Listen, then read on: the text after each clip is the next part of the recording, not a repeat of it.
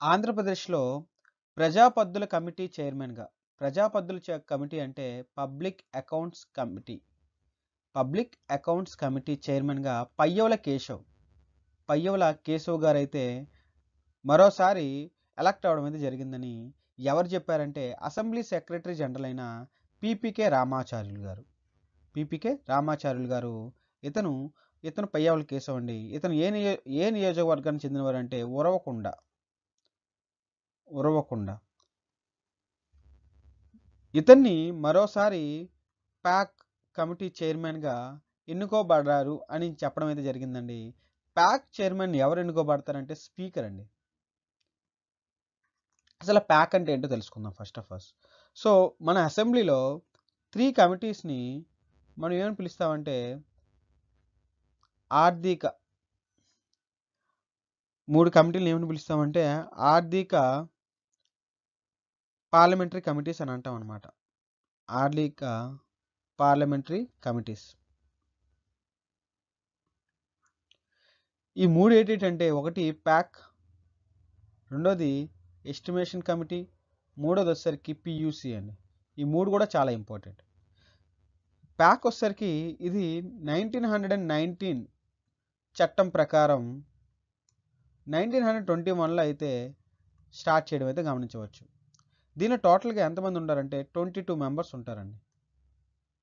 అందులో 22 మెంబర్స్‌లో 15 మెంబర్స్ అందరూ లోక్‌సభకు చెందినవారు. అలానే 7 రాజ్యసభకి చెందినవారు. సో, దీని యొక్క మెయిన్ ఎయిమ్ ఏంటంటే అలానే ఇంకోటి గుర్తుపెట్టుకోండి. మేబీ ఇది అడిగే క్వెషన్స్ అంటే ఇది పాలిటీకి సంబంధించింది కాదు. But when we are discussing about ప్యాక్‌నా సో, దిస్ ఈజ్ అంటే పార్లమెంటరీ కమిటీ తమ అధికారాన్ని అంటే వాళ్ళ యొక్క పవర్స్‌ని ఆర్టికల్ నంబర్ 105 అలానే 118 ఈ 2 ఆర్టికల్ చాలా ఇంపార్టెంట్. 105 అండ్ 118 ఈ 2 కూడాను చాలా ఇంపార్టెంట్. వాళ్ళ నుండి మనం తీసుకోవడం జరుగుతుందనమాట. అలానే పబ్లిక్ అకౌంట్స్ కమిటీ ఇప్పుడు లోక్సభ ప్రొసీజర్ మరియు కండక్ట్ ఆఫ్ బిజినెస్ రూల్స్ యొక్క రూల్ నంబర్ 308 ప్యాక్ యొక్క రూల్ అనేది 308 రూల్ నంబర్ ద్వారా మనకి ప్రొసీజర్స్ అన్నీ కూడా ఇందులో ఉండడం జరుగుతుంది. సో, ఈ యొక్క ప్యాక్‌కి కమిటీ చైర్మన్‌గా పయ్యవుల కేశవ్ గారు సెలెక్ట్ అయ్యారు. అలానే ప్రభుత్వ రంగ సంస్థల committee nothing but public undertaking కమిటీలో పీయూసీలో చైర్మన్‌గా వైసీపీ ఎమ్మెల్యే అయిన గ్రంథి శ్రీనివాస్ గారండి. ఎవరండి? గ్రంథి శ్రీనివాస్ గారు. అలానే ఎస్టిమేట్ కమిటీలో చైర్మన్‌గా విశ్వేశ్వరాయి కళావతి గారు నియమించబడ్డారు. ఎస్టిమేషన్ కమిటీ అనేది అతి పెద్దదండి. అతి పెద్ద కమిటీగా మనం చెప్పొచ్చు. అందులోనే మొత్తం లోక్‌సభ సభ్యులు మాత్రమే ఉంటారు. పార్లమెంటరీ లెవెల్‌లో అయితే మాత్రం. సో, ఇదండి ప్రజా పద్దుల కమిటీ చైర్మన్‌గా పయ్యవుల కేశవ్ గారు. అలానే అసెంబ్లీ సెక్రటరీ జనరల్ ఎవరంటే పీపీకే రామాచార్యులు గారు. అలానే పబ్లిక్ రంగ సంస్థల కమిటీకి చైర్మన్‌గా ఎవరున్నారంటే మనకి వైసీపీ ఎమ్మెల్యే అయిన గ్రంథి శ్రీనివాస్ గారు. అలాగే ఎస్టిమేట్ కమిటీకి చైర్మన్‌గా ఎవరుంటారంటే విశ్వేశ్వరాయి కళావతి గారు. సో, ఇదండి రీసెంట్‌గా నా ఎలక్ట్ అయిన బాడీ మనం చెప్పుకోవచ్చనమాట. అలానే ప్యాక్ అనేది ఒక సజెషన్ అండి. ఒక advice body. This is not a executive body. It is a advice body అండి. సలహాలు మాత్రమే ఇవ్వడం జరుగుతుందనమాట. రీసెంట్‌గా రాజమహేంద్రవరం అదే రాజమండ్రిలో జనవరి 5 నుండి 7 వరకు ప్రపంచ తెలుగు మహాసభలు జరగబోతున్నాయండి. అందులో ఆంధ్ర సరస్వత్ పరిషత్ అలానే చైతన్య విద్యా సంస్థల యొక్క అంటే 2 కలిపి జాయింట్‌గా దీన్ని ఎగ్జిక్యూట్ చేయబడుతున్నాయన్నమాట. 5, 6, 7 తేదీన రెండవ అంతర్జాతీయ తెలుగు మహాసభలు 3 రోజుల పాటు జరగనున్నాయన్నమాట. సో, అలానే ఎక్కడ జరుగుతున్నాయంటే రాజమండ్రిలో ఉన్న గైట్ కాలేజ్ అండి. Godavari institute of engineering and technology GIET అని అంటాం. ఆ ప్రాంగణంలో అయితే భారీ ఎత్తున తెలుగు తల్లి పండుగగా నిర్వహించబోతున్నారు. ఈ కార్యక్రమానికి 70 దేశాల నుండి ప్రతినిధులు అయితే హాజరు కానున్నారు. సో, ఇలాంటప్పుడు క్వశ్చన్ ఎలా ఫామ్ చేయొచ్చు అంటే రెండవ ప్రపంచ అంతర్జాతీయ తెలుగు మహాసభలు ఎక్కడ నిర్వహించబడ్డాయి? అక్కడ రాజమండ్రి ఆన్సర్ అవుతుందండి. అలానే ఎన్ని దేశాలు పార్టిసిపేట్ చేయబోతున్నాయి? 70 దేశాలు నుండి ప్రతినిధులు అయితే రాబోతున్నారు అని ఇలాంటి క్వశ్చన్స్ అయితే అడగడానికి ఎక్కువగా ఛాన్స్ ఉన్నాయండి. మన నెక్స్ట్ ఆర్టికల్ వచ్చేసి రీసెంట్‌గా రైతులకి లబ్ధి చేకూరేలా అంటే వాళ్ళకి బెనిఫిట్ పొందేలా, అలానే వాళ్ళ యొక్క ఇన్కమ్‌ని ఎన్హాన్స్ చేసేటట్లుగా, పెంచేటట్లుగా ఆంధ్రప్రదేశ్ రాష్ట్ర ఫుడ్ ప్రాసెసింగ్ సొసైటీ వాళ్ళు ఒక ఎంఓయూ అయితే ఎస్టాబ్లిష్ చేయడం అయితే జరిగిందండి. ఈ ఒప్పందం ప్రకారం ఆంధ్ర గ్రామీణ బ్యాంక్, ఆంధ్ర ఆంధ్ర ప్రగతి అండి ఇది. ఆంధ్ర ప్రగతి, ఆంధ్ర ప్రగతి గ్రామీణ బ్యాంక్, ఆంధ్ర ప్రగతి గ్రామీణ బ్యాంక్ ఏపీజీబీ అన్నమాట. వీళ్ళు Raheja solar food processing private లిమిటెడ్తో ఎంఓయూ అయితే ఒప్పందం అయితే కుదుర్చుకోవడం మనం చెప్పుకోవచ్చండి. ఇప్పుడు క్వశ్చన్ వచ్చేసరికి మనకి మెయిన్ ఏపీజీబీ అంటే మనకి ఏపీజీబీబీ తెలుసు, ఆంధ్రప్రదేశ్ గ్రామీణ వికాస్ బ్యాంక్ తెలుసు సాధారణంగా. బట్ ఏపీజీబీ అనేసరికి చాలా వరకు కూడా అంటే 80% హార్డ్లీ రాయలసీమ వాళ్ళకి ఎక్కువగా వినొచ్చేమో కానీ మనకి కోస్తా ప్రజలకి అలానే ఉత్తరాంధ్ర ప్రజలకి సాధారణంగా ఏపీజీబీ బ్యాంక్ కోసం సాధారణంగా తెలియదండి. సో ఎంతమందికి తెలుసో వెరీ గుడ్ అండి. బట్ ఏపీజీబీ బ్యాంక్ అనేది ఒక షెడ్యూల్ కమర్షియల్ బ్యాంక్గా మనం చెప్పుకోవచ్చండి. ఎప్పుడు ఎస్టాబ్లిష్ అయిందంటే 2006లో, 2006 అండి. 2006లో అయితే ఎస్టాబ్లిష్ అయితే మనం చెప్పొచ్చు. ఈ ఏపీజీబీ బ్యాంక్ అనేది రాయలసీమ గ్రామీణ బ్యాంక్, ఏ రాయలసీమ రాయలసీమ గ్రామీణ బ్యాంక్, అలానే పీనాకిని గ్రామీణ బ్యాంక్, అలానే శ్రీ అనంత గ్రామీణ బ్యాంక్, శ్రీ అనంత గ్రామీణ బ్యాంక్. ఈ 3 బ్యాంకులు కూడాను విలీనం అయిపోయి ఒక కొత్త బ్యాంక్ అయితే ఎస్టాబ్లిష్ అయింది 2006లో. అదే ఆంధ్ర ప్రగతి గ్రామీణ బ్యాంక్. దీని యొక్క హెడ్ క్వార్టర్స్ ఎక్కడ ఉందంటే కడపలో ఉందండి. అలానే ఇది 5 జిల్లాలకు విస్తరించి ఉందన్నమాట. 5 జిల్లాలకైతే విస్తరించి ఈ బ్యాంక్ చట్టమైన 1976 చట్టం ప్రకారం అయితే ఎస్టాబ్లిష్ అయితే అవ్వడం అయితే మనం గమనించవచ్చు. ఇది మ్యాక్సిమం ఎక్కడంటే అంటే ఆంధ్రప్రదేశ్ రాష్ట్రంలో ఉన్న అత్యంత వెనుకబడిన ప్రాంతాల్లో ఒకటైన గ్రామీణ పేదలకు ఫినాన్షియల్గా హెల్ప్ చేయడానికి అనేది ఈ బ్యాంక్ అయితే ఎస్టాబ్లిష్ అయింది. అలానే మరి ఇంకోటి గమనించవలసిన విషయం ఏంటంటే ఇది అనంతపురం, కడప, కర్నూలు, నెల్లూరు మరియు ప్రకాశం జిల్లాలో ఎక్కువగా ఉన్నాయండి. ఇది ఎక్కడంటే అనంతపురం, కడప, కర్నూలు, అలానే నెల్లూరు, ప్రకాశం. సో ఈ 5 డిస్ట్రిక్ట్స్లో అయితే ఉండడం అయితే మనం గమనించవచ్చు ఏపీజీబీ బ్యాంక్ అండి. అలానే ఎవరితో MoU కుదుర్చుకున్నారు? Raheja solar food processing private limited. So ఈ ఆర్టికల్ ప్రకారంగా క్వశ్చన్స్ ఎలా ఫామ్ అవ్వచ్చు అంటే ఆంధ్రప్రదేశ్ రాష్ట్ర ఫుడ్ ప్రాసెసింగ్ సొసైటీ అనేది రైతుల బెనిఫిట్స్ కోసం, లబ్ధి కోసం ఏ బ్యాంక్తో Raheja solar food processing private లిమిటెడ్తో లిమిటెడ్ అనేది ఎంఓయూ కుదుర్చుకుందంటే ఏపీజీబీ బ్యాంక్. ఏపీజీబీ బ్యాంక్ అనేది ఇప్పుడు ఎస్టాబ్లిష్ అయింది 2006. సో ఏ బ్యాంక్స్తో కలిపి ఉన్నాయి? కింది వాటిలో ఏపీజీబీ బ్యాంక్ అనేది విలీనం కానిది ఏంటి అని డిఫరెంట్ అడగొచ్చు అనమాట, లేకపోతే ఇంకేదైనా అడగచ్చు. సో అలానే ఎన్ని డిస్ట్రిక్ట్స్లో ఉన్నాయి, కింది వాటిలో ఏపీజీబీ బ్యాంక్ లేని డిస్ట్రిక్ట్ ఏంటి అంటే 4 డిస్ట్రిక్ట్స్ ఇచ్చి ఏదో ఒకటి శ్రీకాకుళం కానీ విజయనగరం కానీ యాడ్ చేస్తే అది రైట్ ఆన్సర్ అవుతుంది అనమాట. సో ఇలాంటి టైప్ ఆఫ్ క్వశ్చన్స్ అడిగే అవకాశాలు ఉన్నాయండి. మన నెక్స్ట్ ఆర్టికల్ వచ్చేసరికి రీసెంట్గా ఆంధ్రప్రదేశ్ హైకోర్టుకు 4 కొత్త న్యాయమూర్తుల్ని సుప్రీంకోర్టు కొలీజియం అయితే నామినేట్ చేయడం జరిగిందండి. ఆ 4 ఎవరంటే హరినాథ్, కిరణ్మయి, సుమిత్, విజయ అండి. ఎవరండి? హరినాథ్, కిరణ్మయి, సుమిత్ గారు, విజయ్ గారు. హరినాథ్ గారు ప్రస్తుతం ఆంధ్రప్రదేశ్ హైకోర్టు యొక్క డిప్యూటీ సొలిసిటర్ జనరల్ డిఎస్సిగా పనిచేస్తున్నారు. కిరణ్మయి 2016 నుండి ఇన్కమ్ ట్యాక్స్ డిపార్ట్మెంట్కి సీనియర్ స్టాండింగ్ కౌన్సిల్గా పనిచేయడం అయితే జరిగిందనమాట.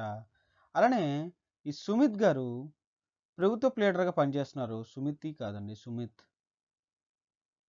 అలానే విజయ్ సుమారు 25 సంవత్సరాల అనుభవం మరియు సివిల్ మరియు క్రిమినల్ రెవెన్యూ సర్వీసెస్లో అతనికి రకరకాల కేసులు వాదించే అనుభవం అయితే ఉందన్నమాట.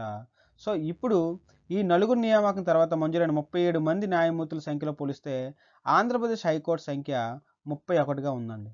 31గా ఉంది. ఆంధ్రప్రదేశ్ హైకోర్టు న్యాయమూర్తుల సంఖ్య ఎంతంటే 31 అనమాట.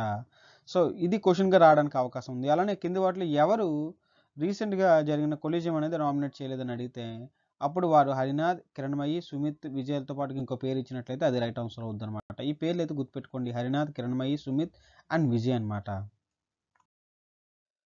ఆంధ్రప్రదేశ్ దేశంలోనే మొట్టమొదటిసారిగా అతిపెద్ద ప్రైవేట్ బంగారు గని వచ్చే ఏడాది అక్టోబర్ నాటికి స్టార్ట్ అవుతుందని Deccan Gold Mines Limited company managing director అయితే హనుమ ప్రసాద్ గారు చెప్పడం అయితే జరిగిందండి. అలానే ఈ ఆంధ్రప్రదేశ్ కర్నూలు జిల్లాలోని తుంగలి మండలంలో జొన్నగిరి, ఎర్రగుడి, పగిడిరాయి గ్రామాల్లో సమీపంలో ఈ బంగారు గని అయితే ఉండడం గమనించవచ్చు. అలానే ఇది గుర్తుపెట్టుకోండి, డెక్కన్ గోల్డ్ మైన్స్ లిమిటెడ్ అనేది మొట్టమొదటి అతి పెద్ద ప్రైవేట్ బంగారు గని. దీన్ని డీజీఎంఎల్ అని కూడా అనొచ్చు అనమాట. డీజీఎంఎల్, డెక్కన్ గోల్డ్ మైన్స్ లిమిటెడ్ అన్వేషణ మరియు మైనింగ్ రంగాల్లో లోతైన మూలాలు కలిగిన ప్రమోటర్లచే 2003లో స్థాపించబడింది. ఎప్పుడండి ఇది? 2003. సో ఇలాంటి ఆర్టికల్స్లో మనకి క్వశ్చన్స్ ఎలా ఫామ్ అవుతాయి అంటే, కింది వాటిలో అతిపెద్ద ప్రైవేట్ బంగారు గని అయిన సంస్థ ఏంటి అనేది డెక్కన్ గోల్డ్ మైన్స్ లిమిటెడ్ అండి. అది ఏ జిల్లాలో ఉంది అంటే కర్నూలు అండి. కర్నూలు జిల్లా. రీసెంట్గా జరిగిన అంతర్జాతీయ ఐసిఐడి అంటే ఐసిఐడి చూసుకోండి, committee in irrigation and drainage. అలానే అంతర్జాతీయ ఐసిఐడి కాంగ్రెస్ 25వ సదస్సులో ప్రకాశం బ్యారేజ్ని ఒక ఒక రెస్పెక్టివ్ వేలో ఒక అవార్డు అయితే రావడం జరిగిందండి. అవార్డు ఏంటంటే డబ్ల్యూహెచ్ఐఎస్ అవార్డు అనమాట. ఎవరికి వచ్చిందంటే ఈ ప్రకాశం బ్యారేజ్కి అయితే రావడం గమనించవచ్చు. సో డబ్ల్యూహెచ్ఐఎస్ అవార్డు అంటే ఏంటంటే వరల్డ్ హెరిటేజ్ ఇరిగేషన్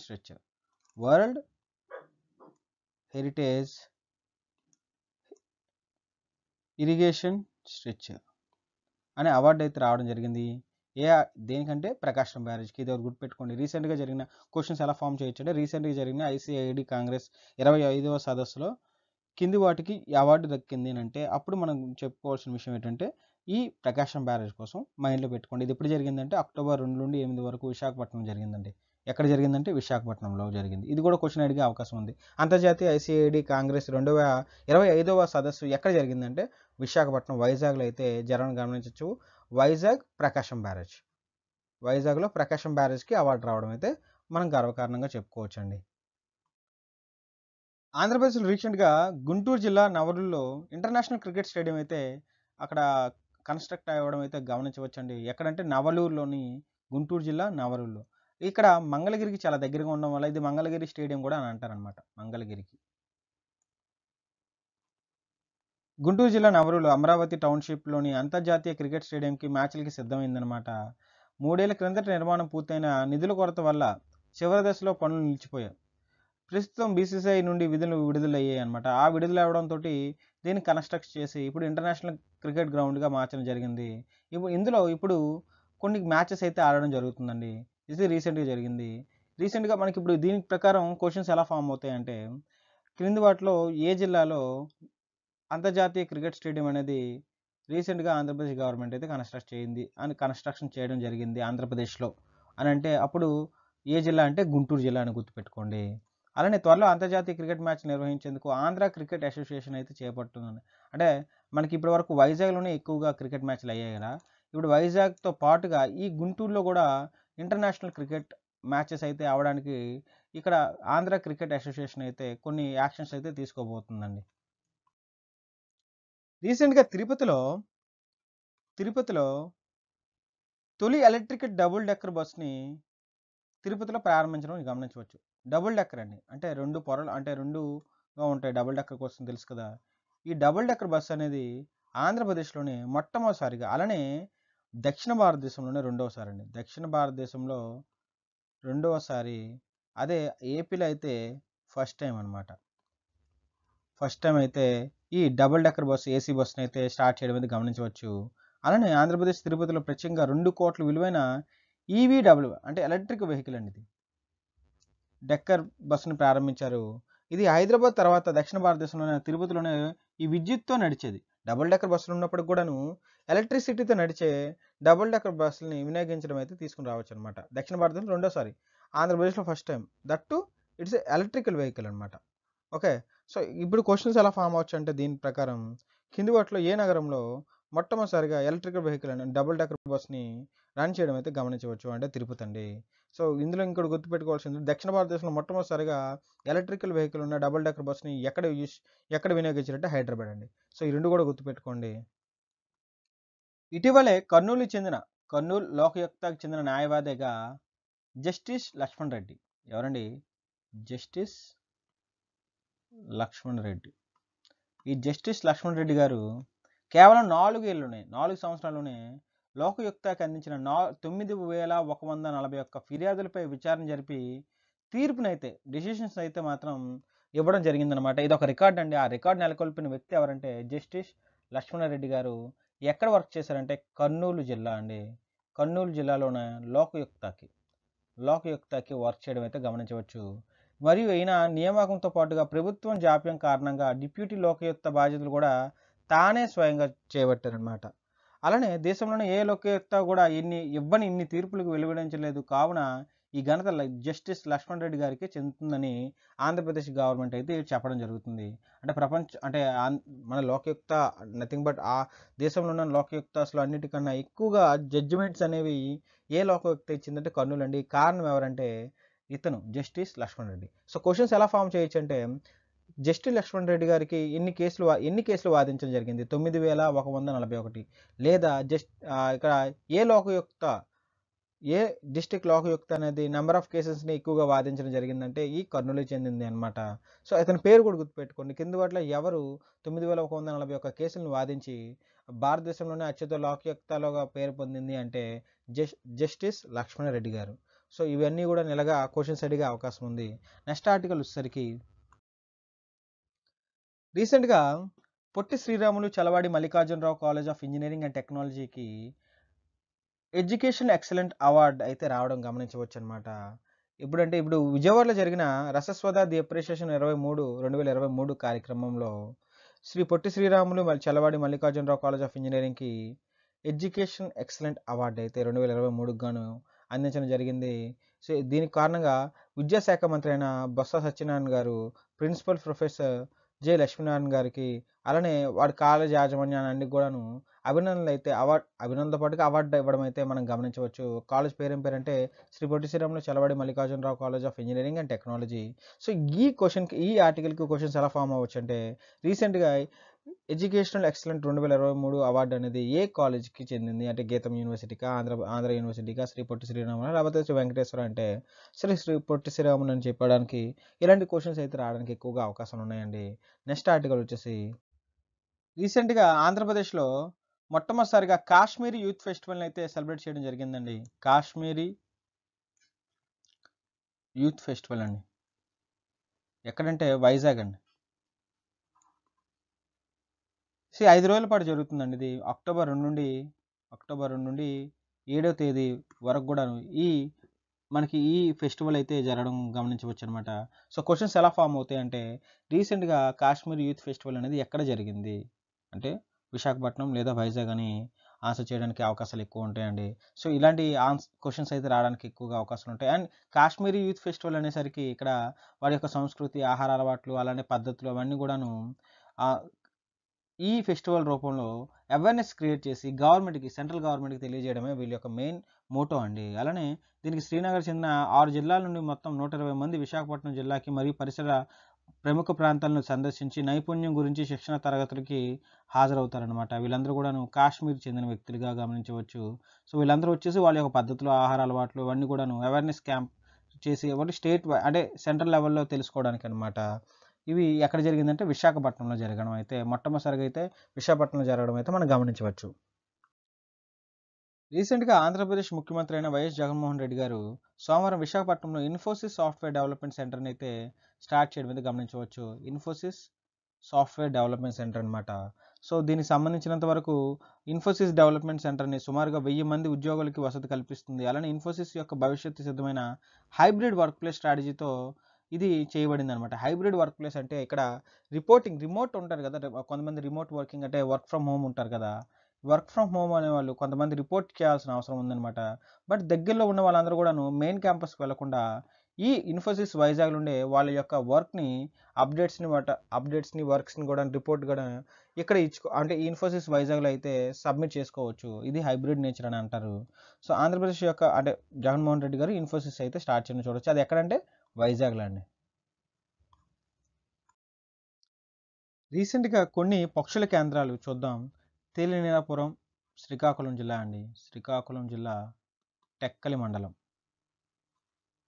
తేలినీలాపురం. అలానే గుంటూరు జిల్లాలోనే ఉప్పలపాడు, ఇది తేలినీలాపురం అండి, ఇది ఉప్పలపాడు.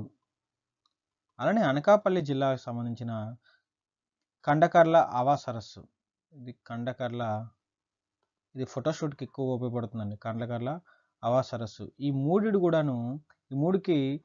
మూడిట్లో ఒకటి కామన్ ఫ్యాక్టర్ ఏంటంటే బర్డ్ శాంచురీ అండి. ఇవన్నీ కూడా పక్షుల సంరక్షణ కేంద్రాలుగా మనం చెప్పుకోవచ్చు. ఎందుకంటే చాలా పక్షులు అనేది డిఫరెంట్ కంట్రీస్ నుండి మైగ్రేట్ అయ్యి ఇక్కడికి వచ్చి అక్కడ నెస్టింగ్ చేసుకుంటా వాళ్ళ యొక్క సంతతిని పెంచుకుంటా మళ్ళీ తిరిగి వాళ్ళ దేశానికి వెళ్ళిపోయేటట్లుగా ఉంటాయండి. సో వీటిని ఒక పర్యాటక కేంద్రంగా మారుస్తూ అలానే వీటిని కమ్యూనిటీ రిజర్వ్స్గా మార్చడానికి గవర్నమెంట్ అనేది ప్రణాళిక అయితే వేయడం జరిగిందనమాట. కమ్యూనిటీ రిజర్వ్స్గా ప్రాంతాలుగా తీర్చిదిద్దేందుకు. అలానే కమ్యూనిటీ రిజర్వ్స్ అంటే ఇది ఒక బఫర్ జోన్ అండి. ఇది ఒక కైండ్ ఆఫ్ బఫర్ జోన్ అనమాట. సో వీళ్ళు మార్చాలంటే లోకల్లో ఉన్న లోకల్ పీపుల్ సపోర్ట్ అయితే ఉండాలి. ఎందుకంటే లోకల్ పీపుల్ సపోర్ట్ ఉందనుకోండి, ఈ బఫర్ జోన్ ఎలా ఉంటుందంటే ఇక్కడ ఆ బఫర్ జోన్గా ఒకసారి డిక్లేర్ అయిన తర్వాత వాటి మీద హక్కులు అనేది లోకల్ పీపుల్కి ఉన్నప్పటికి కూడాను సర్వాధికారాలు మొత్తం లోకల్ పీపుల్కి ఉండవు. సో కొన్ని మాత్రమే ఉంటాయి. అలానే వాడి యొక్క నేషనల్ పార్క్కి అలానే వైల్డ్ లైఫ్ శాంచురీస్కి మధ్యన చిన్న అంటే నేషనల్ పార్క్లో వెళ్ళిన తర్వాత అక్కడ మనకి అక్కడ కట్టలు కొట్టడం కానీ లేకపోతే అక్కడ వంట చెరుకు చేసుకోవడం కానీ ఎలాంటివి సంబంధించినవి ఉండవు. బట్ వైల్డ్ లైఫ్ శాంచురీలో మనం కొంత బఫర్ జోన్లో మనకి ఏమవుతుందంటే అక్కడికి వెళ్ళి కొన్ని కొన్ని చెట్లు తప్ప కొన్ని ఔషధ చెట్లు తప్ప కొన్ని చెట్లు కాకుండా మిగతావి వంట చెరుకు సంబంధించిన ప్రతి చెట్లు కూడాను మనం కొంతవరకు కూడాను రైట్స్ ఉంటాయి లోకల్ పీపుల్స్కి, ట్రైబ్స్ కానివ్వండి, లోకల్లో ఉన్న ఎవరైనా రెసిడెంట్స్ వాళ్ళకి. సో బట్ నేషనల్ పార్క్ వచ్చేసరికి ఎలాంటి రైట్ ఉండదండి. కంప్లీట్గా వాళ్ళు క్లోజ్డ్గా ఉంచుతారనమాట నేషనల్ పార్క్. బట్ దీని మధ్యన ఉండేది బఫర్ జోన్ అనమాట. బఫర్ జోన్ ఎలా ఉంటుందంటే కాస్త రైట్స్ అనేవి లిమిటెడ్గా ఉంటాయి పీపుల్కి. సో అలాంటి బఫర్ జోన్స్తో పాటుగా బఫర్ జోన్ లాంటి కమ్యూనిటీ రిజర్వ్స్ని ఈ ఆంధ్రప్రదేశ్లో శ్రీకాకుళం జిల్లాలో ఉన్న తేలినపురంని, అలానే గుంటూరు జిల్లాలో ఉన్న ఉప్పలపాడుని, అనకాపల్లి జిల్లాలో ఉన్న కండకర్ల ఆవ సరస్సుని అయితే మార్చడానికి ట్రై చేస్తుంది. సో దీని నుండి క్వశ్చన్స్ ఎలా ఫామ్ అవుతాయి అంటే మ్యాచ్ ద ఫాలోయింగ్ అనేది రావడానికి ఎక్కువగా అవకాశాలు ఉన్నాయండి. ఇక్కడ 3 డిస్ట్రిక్ట్స్ ఇస్తాడు, ఇక్కడ 3 లొకేషన్స్ ఇస్తారనమాట. So we need to match it అనమాట. తేలినలాపురం రీసెంట్గా ఏబిపిఎస్సి గ్రూప్ 1లో కూడాను ఈ క్వశ్చన్ అయితే రావడం గమనించవచ్చు మనం. అలానే అక్కడ కండకర్ల ఆవా సరస్సు అనేది ఇప్పుడు రీసెంట్గా చాలా ఫేమస్ అవుతుంది. ఎందుకంటే ఫోటోషూట్స్ కోసం రీసెంట్గా ఇక్కడ శ్రీకాకుళం కానివ్వండి, విజయనగరం, విశాఖపట్నం, తూర్పుగోదావరి ఆ ఏరియాలో ఉన్న ప్రజలందరూ కూడా ఇక్కడ మనకి అల్లూరి సీతారామరాజు, పార్వతీపురం మన్యం ఈ ఏరియా నుండి వచ్చే వాళ్ళందరూ కూడాను ఈ సరస్సుకు రావడానికి అయితే ఎక్కువగా ఇష్టపడుతున్నారు. ఎందుకంటే బికాస్ ఆఫ్ దేర్ బ్యూటీనెస్ అనమాట. ఈ సరస్సు దగ్గరికి వచ్చి ఫోటోషూట్ ఎక్కువగా చేస్తున్నారు. సో ఇది కూడా కరెంట్ అఫైర్స్లో చాలా ఇంపార్టెంట్ రోల్ అనమాట. సో మ్యాచ్ ద ఫాలోయింగ్ అడిగే క్వశ్చన్స్కి ఎక్కువగా అవకాశాలు ఉన్నాయి. ఇది ఎక్కడంటే గుంటూరు జిల్లాలోనే గుంటూరు జిల్లా ఉప్పలపాడు, శ్రీకాకుళం జిల్లా తేలినలాపురం, అలానే అనకాపల్లి జిల్లా కానకర్ల ఆవ సరస్సు అనమాట. రీసెంట్గా నరేంద్ర మోడీ గారు వీడియో కాన్ఫరెన్స్ ద్వారా గ్లోబల్ మ్యారిటైమ్ ఇండియా సమిట్ 2023 అయితే స్టార్ట్ చేయడం జరిగింది. ఈ సమిట్లో దీనికి ఏపీ కరెంట్ అఫైర్స్ రిలేటెడ్ ఏంటంటే ఆంధ్రప్రదేశ్లో ఉన్న విశాఖ పోర్టుకి 655 కోట్లతో Q7 WQ678 బెర్తలకి యాంత్రీకరణ పనులకి ప్రధానమంత్రి శంకుస్థాపన చేయడం జరిగిందనమాట. సో అంటే ఆంధ్రప్రదేశ్లో ఉన్న విశాఖ పోర్టుకి సంబంధించినంత వరకు కొన్ని నిధులైతే ఈ గ్లోబల్ మ్యారిటైమ్ ఇండియన్ సమిట్ 2023కి అయితే నాంది పలికిందని చెప్పుకోవచ్చు. అందుకోసమే ఈ గ్లోబల్ మ్యారిటైమ్ ఇండియన్ సమిట్ 2023 ఎక్కడ జరిగింది అని అడుగుతాడు. సో వీడియో కాన్ఫరెన్స్ కాబట్టి వీ కెనాట్ జడ్జ్ ఇట్ మాట. బట్ ఇది 3 రోజులు గ్లోబల్ సమిట్ అనేది మొదటి రోజు 3.24 లక్షల కోట్లు విలువైన 34 ఒప్పందాల మీద ఎంఓయూల మీద సైన్ చేయడం అయితే గమనించవచ్చు. అలానే ఇది యొక్క మెయిన్ ఎయిమ్ ఏంటంటే ఇండియా అనేది సముద్ర శక్తిగా నథింగ్ బట్ ఓషన్ స్టార్గా మార్చడానికి ఎక్కువగా ఈ సమిట్ అనేది యూజ్ అవుతుందన్నమాట. సో ఈ సమిట్లోనే ఆంధ్రప్రదేశ్కి చెందిన విశాఖ పోర్టుకి సంబంధించి 555 కోట్లతో Q7 WQ678 బెర్తలకి మోడర్నైజేషన్ చేయడం, అలానే వాటి యొక్క డెవలప్మెంట్‌కి శంకుస్థాపన చేయడం అయితే మనం గమనించవచ్చు. ఆంధ్ర యూనివర్సిటీలో బయోకెమిస్ట్రీ డిపార్ట్మెంట్‌కి చెందిన ఒక రీసెర్చ్ స్కాలర్‌కి నీతి ఆయోగ్‌కి చెందిన బ్లాక్ ఫెలోషిప్‌కి ఎంపిక అవ్వడం మనం రీసెంట్‌గా చూడొచ్చు. ఆమె బాతా హిప్సిబా వినిలా. బాతా హిప్సిబా వినిలా ఏ బ్లాక్ అంటే అల్లూరి సీతారామరాజు జిల్లా వై రామవరం మండలానికి చెందిన ఒక యాస్పిరేషనల్ బ్లాక్ ఫెలోగా పనిచేస్తారనమాట. ఈవిడికి ప్రతి నెల ఈ బ్లాక్ ఫెలోషిప్‌కి ఎంపిక అవ్వడం వల్ల రూ. 55,000 నెలకి ఇవ్వడం జరుగుతుంది. అలానే నీతి ఆయోగ్ రీసెంట్‌గా అంటే దేశంలోని 500 బ్లాక్స్‌ని యాస్పిరేషనల్ బ్లాక్స్‌గా ఎంపిక చేసి వాళ్ళ డెవలప్‌మెంట్‌ని పరిరక్షించడం జరుగుతుందనమాట. వాళ్ళని డెవలప్‌మెంట్ చేయడం. అలానే ఈ 500 యాస్పిరేషన్ బ్లాక్‌లో ఏపీకి రిలేటెడ్‌గా 15 ఉన్నాయండి. సో, ఇందులో ఈ టైప్ ఆఫ్ క్వెషన్స్ ఎలా ఫార్మ్ అవుతాయి అంటే రీసెంట్‌గా ఆంధ్రప్రదేశ్ నుండి బ్లాక్ ఫెలోషిప్ నీతి ఆయోగ్‌కి సంబంధించిన యాస్పిరేషనల్ బ్లాక్ ఫెలోషిప్‌కి ఎవరు ఎన్నికయ్యారు అని ఇలాంటి క్వెషన్స్ అడగడానికి ఎక్కువగా ఛాన్స్ ఉన్నాయండి. మన నెక్స్ట్ ఆర్టికల్ వచ్చేసి రీసెంట్‌గా విశాఖకు చెందిన వైజాగ్‌కి చెందిన భూపతిరాజు అన్మేష్ వర్మ. భూపతిరాజు అన్మేష్ వర్మ మార్షల్ ఆర్ట్స్ పోటీలో స్వర్ణ పతాకాన్ని గోల్డ్ మెడల్‌ని మనం కైవసం చేసుకోవడం గమనించవచ్చండి. కెనడాకు వేదికగా జరిగిన martial arts ఛాంపియన్‌షిప్‌లో Anmesh వర్మకి gold medal అయితే రావడం జరిగిందండి. సో, ఏ విభాగంలో అంటే 75 కిలోల విభాగంలో అన్మేష్‌కి బంగారు పతకం అయితే రావడం గమనించవచ్చు. సో, దీంతో మార్షల్ ఆర్ట్స్‌లో ఛాంపియన్‌షిప్‌లో హ్యాట్రిక్ గోల్డ్ మెడల్ సాధించిన తొలి భారతీయ అథ్లెట్‌గా అన్మేష్ రికార్డ్‌కి ఎక్కించారు. అంటే హ్యాట్రిక్ అండి. హ్యాట్రిక్ అంటే వరుస 3 టైమ్స్ 3 సార్లు గోల్డ్ రావడం అనేది ఇతనికి చెందుతుందనమాట. ఇతను ఎవరంటే భూపతిరాజు అన్మేష్ వర్మ. సో, ఈ టైప్ ఆఫ్ ఆర్టికల్స్ అనేది అంటే క్వెషన్స్ ఎలా ఫార్మ్ అవుతాయంటే రీసెంట్‌గా కెనడాలో జరిగిన మార్షల్ ఆర్ట్స్ ఛాంపియన్‌షిప్‌లో ఎవరు గోల్డెన్ మెడల్‌ని సంపాదించారు అనంటే అప్పుడు అన్మేష్ వర్మ పేరైతే మనం చెప్పాలండి. దిస్ టైప్ ఆఫ్ క్వెషన్స్ కనుక మన నెక్స్ట్ ఆర్టికల్ వచ్చేసి ఆంధ్రప్రదేశ్ రాష్ట్ర ప్రభుత్వం రాష్ట్రంలో కొత్తగా 2 లెదర్ పార్కుల్ని ఏర్పాటు చేసేందుకు ఎల్ఐడిసిఏపి ఇది గుర్తుపెట్టుకోండి. ఎల్ఐడిసిఏపి అంటే leather industrial development corporation of Andhra Pradesh limited. Leather industrial development corporation of Andhra Pradesh limited.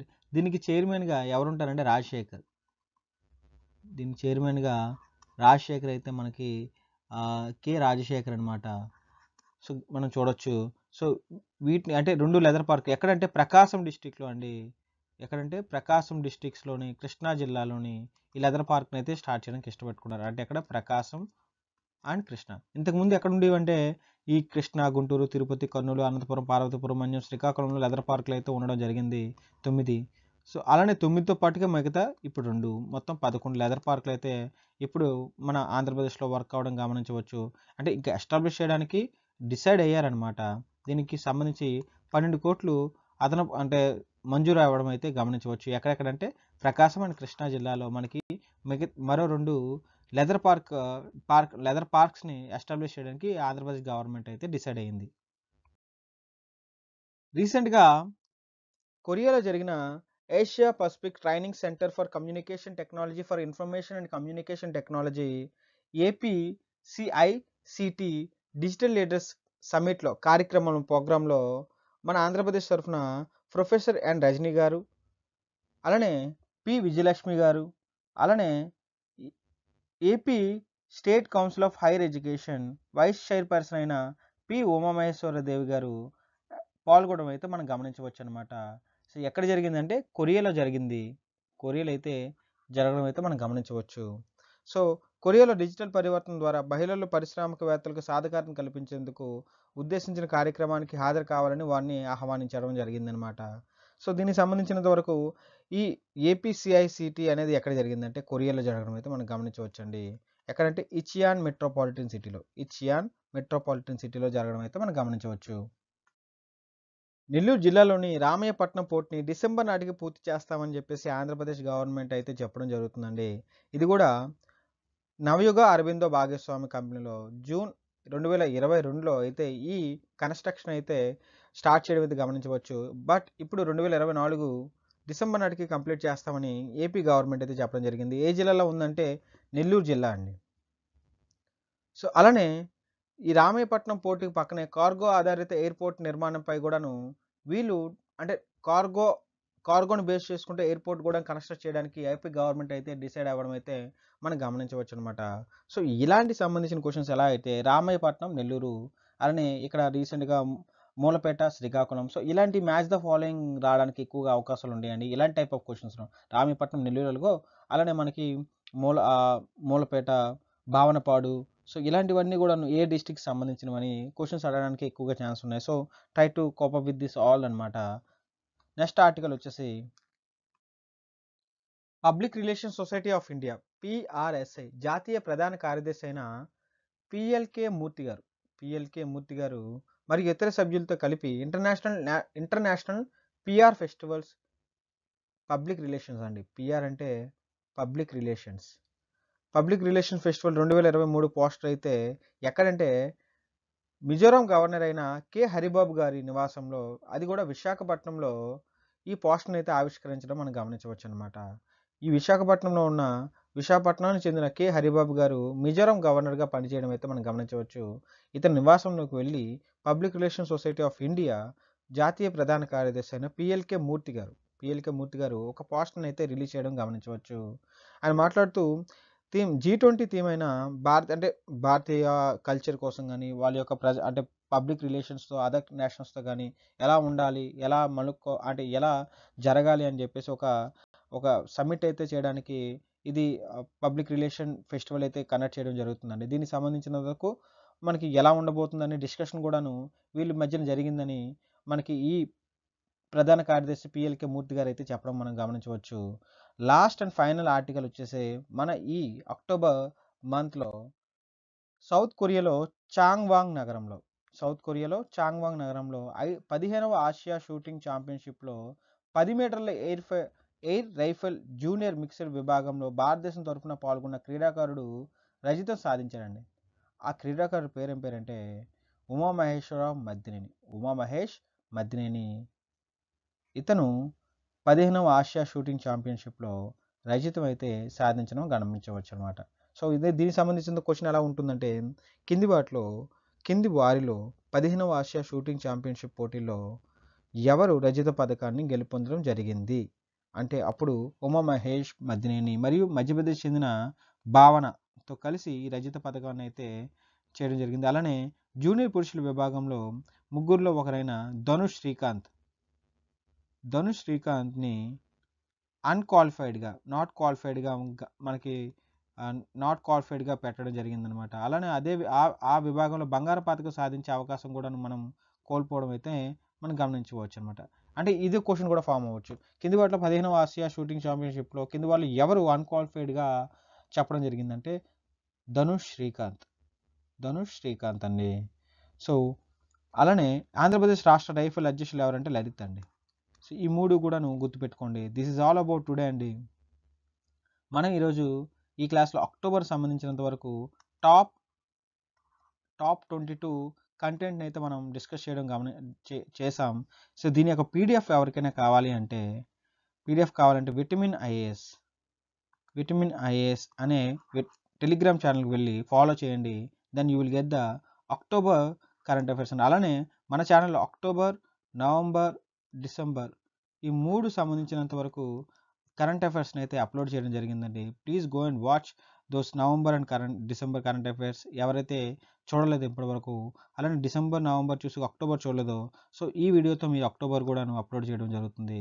So tomorrow day after tomorrow we are just taking August and September current affairs.